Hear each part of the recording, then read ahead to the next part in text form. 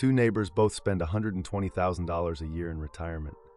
One reports almost zero taxable income. The other triggers the tax torpedo and pays higher Medicare premiums for 12 straight months over a $1 mistake. Same lifestyle, different outcome. The difference isn't how much they saved, it's the color of their money. Most people chase bigger balances.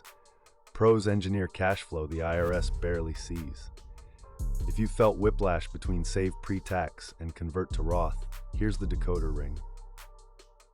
In the next few minutes, I'll give you a high-level framework to build a dollar tax retirement cash flow using 3 pillars. Ignore this and your million buys a smaller life. Master it and you control your bracket, your Medicare premiums, and your timing without fancy products or guesswork. Here's the thing. A traditional 401k compounds the IRS's claim right alongside your balance. You defer tax, but you don't erase it. Required minimum distributions convert that deferral into forced income on the government's schedule, not yours. That income lands on your return and drags collateral costs with it. The part most people miss is interaction. Every pre-tax dollar you pull can yank up to 85 cents of your Social Security into taxation inside the phase-in range. Your effective marginal rate spikes above the bracket chart. Meanwhile, Medicare uses cliffs, not slopes. Cross an ARMA line by $1 and both spouses pay higher premiums for the year. That's real cash out the door for nothing more than drawing from the wrong bucket at the wrong time. There's an emotional cost too. In your 70s, flexibility shrinks. You might want to gift, travel, or fix the roof, but a single distribution can detonate taxes and premiums 2 years later because of the look back. The opportunity cost hits earlier. Your 60s often carry the lowest lifetime tax rates. If you leave that bracket space unused, you're choosing bigger RMDs later when every dollar does more damage. Once you see the true cost of pre-tax dependence, the escape hatch framework makes sense. Pay a fair price on purpose while rates are favorable, so you avoid paying a hidden higher price by accident when the system takes control. Pillar 1 is bridge years optimization. This is the retire to RMD window where you have maximum control. Delay benefits strategically when it helps. Use taxable accounts for living costs, selling high basis lots first and harvesting losses to neutralize dividends and gains. Then fill your chosen tax bracket with Roth conversions while rates are effectively on sale. The guardrails matter. Watch IRMAA thresholds, state taxes, deduction phase-outs, and any senior-specific deductions. The aim is simple: convert enough each year to shrink future RMDs without tipping over cliffs. Once you nail that rhythm, everything else clicks. Pillar 2 is the Roth ladder. Think of this as cleanup and control. You convert annually up to a target bracket, not in one dramatic spike. That keeps you under cliffs and smooths your effective rate. Before you use backdoor tactics, clear pre-tax IRA balances into a 401k if your plan allows it, so you avoid the pro rata rule poisoning small conversions. Respect the 5-year clocks on conversions. Each conversion starts its own timer. Laddering gives you rolling access to converted principal in the future and builds a pool that doesn't trigger RMDs and doesn't inflate provisional income. The reason this works is you're trading unknowable future taxation on a larger base for known rates today on your terms. Pillar 3 is the stealth buckets, tax-free cash flow that doesn't set off alarms. First, the HSA. If you're eligible, max and hold. Pay medical costs out of pocket now, keep meticulous receipts, and reimburse yourself later tax-free in years you want to keep Magi low. Second, taxable brokerage used intentionally. Favor high basis lots for spending, collect qualified dividends, and harvest gains in low-income years. Done right, you can fund living costs while barely moving Magi. Third, optional insurance-based cash value as a capped, fee-aware Roth substitute when plan access is limited. It's not a first-line tool, but for certain profiles, it adds another tax-free valve if you understand costs and design it conservatively.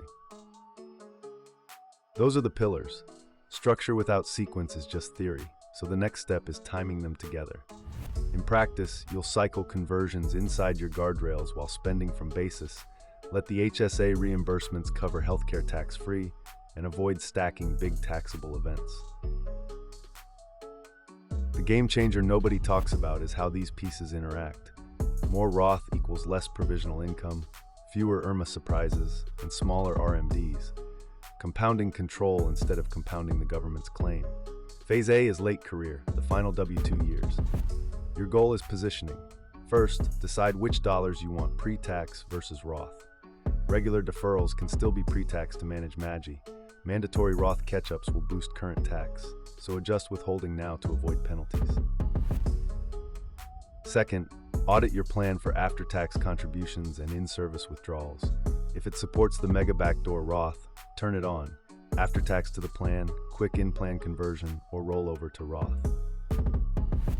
Third, start building taxable liquidity for the bridge years. 6 to 12 months of cash plus a low-cost index fund sleeve. That liquidity lets you delay Social Security and live without big taxable withdrawals while you convert. Now Phase B, the bridge years, work stops, benefits delayed. This is where control peaks. Fund living costs from taxable, sell high basis lots first, harvest losses to offset dividends and small gains, and keep an eye on your MAGI. Then run conversions to the top of your chosen bracket while staying under ERA cliffs. Don't stack conversions with big taxable events in the same year. Time large purchases, cars, roofs, travel out of Roth principal or taxable basis to avoid spikes. Rinse and repeat each year, spend basis, convert deliberately, hold MAGI inside guardrails. The reason this works is you're shrinking future RMDs while keeping provisional income low. Phase C is when benefits turn on. Blend Roth withdrawals with qualified dividends and small taxable taps to keep provisional income tight. Use the HSA as a pressure valve. Reimburse prior medical receipts tax-free to cover healthcare or premiums without raising MAGI. Continue modest conversions only if you still have bracket room after benefits, otherwise pause.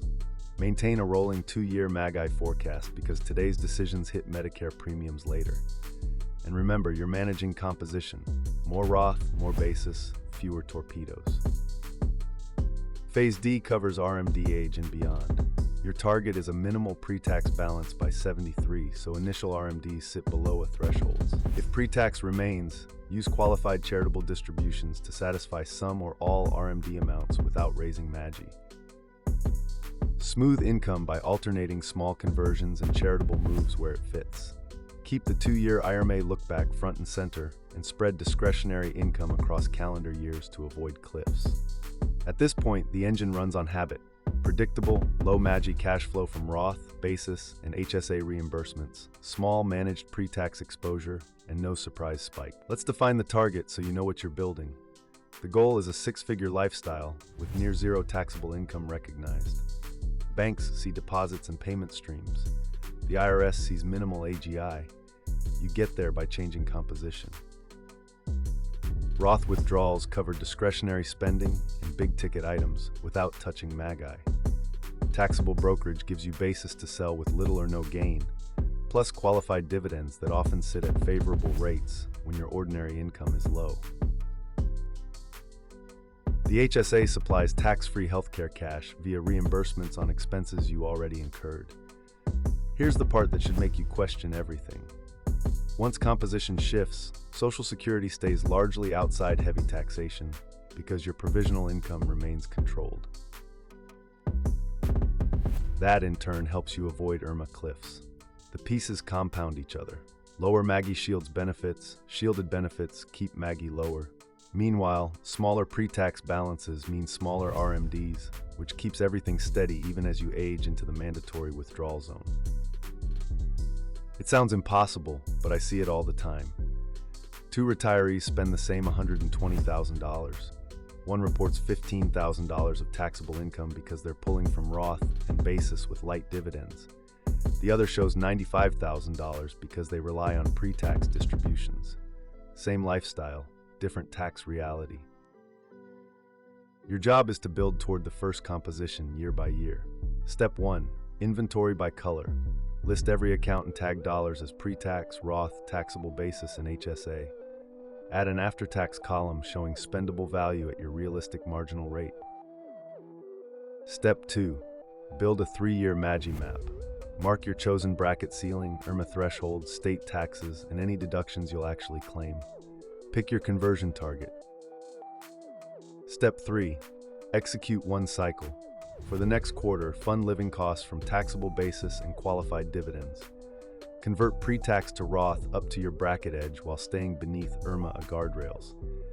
Adjust payroll or estimated payments if you're still working, and set an automatic mega backdoor sweep if your plan allows it. Step 4. Document medical receipts and schedule one HSA reimbursement to test the valve. Then repeat the cycle annually. Each repetition shrinks future RMDs and widens your control. The skill you just learned is simple. Engineer composition, not just size, so your cash flow is rich while your taxable income stays lean. Do that and you control your bracket, your premiums, and your timing. Here's what to do next. Publish your 3-year MAGI map, set one Roth conversion target for this year, and move 1 month of spending to taxable basis or Roth. If you want the step-by-step exit map and guardrail calculator, subscribe and watch the deep dive on Mega Backdoor Roth and QCDs next.